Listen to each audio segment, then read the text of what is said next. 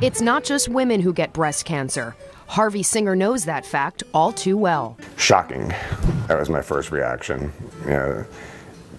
Even though my sister had been diagnosed and I knew there was a potential for it, I never believed that I, being a man, would ever be diagnosed with breast cancer. When did you know something was wrong?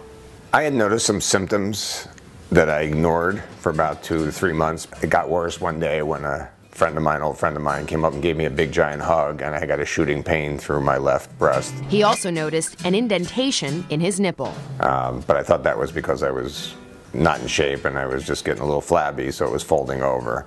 But I've learned to find out that that's one of the telltale signs for all breast cancers. At age 54, Harvey was diagnosed with stage 1 breast cancer, but it was an extremely aggressive form of the disease. He would undergo 3.5 months of chemo and a complete mastectomy of his left breast. Why did you have to get a mastectomy? Why couldn't you just get a lumpectomy? You cannot do a lumpectomy on a male. There's not enough breast tissue, there's not enough breast mass to get clean margins. Harvey's younger sister Vicky has had 3 bouts of breast cancer since 1995 and 5 surgeries. His mom and aunt are also breast cancer survivors. He and Vicky, along with their older brother, all tested positive for the breast cancer gene mutation known as BRCA2. Vicky, you were diagnosed before your brother. What kind of advice were you able to give him? I could advise him on a lot of the medical parts. What I couldn't provide him with is what it was like to be a man with breast cancer.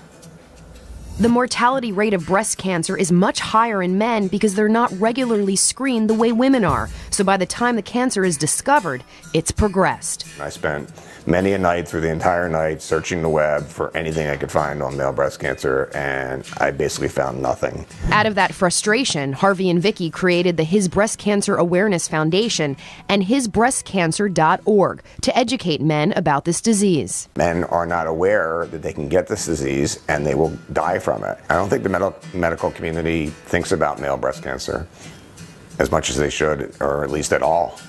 And that's kind of what we're hoping will change as we go forward. The reception to the website has been overwhelming. It's amazing the men that find us from all over the world. They need somebody to turn to, and there's nothing out there. His best advice to other men is to be aware. You're standing in front of the mirror every morning, shaving probably.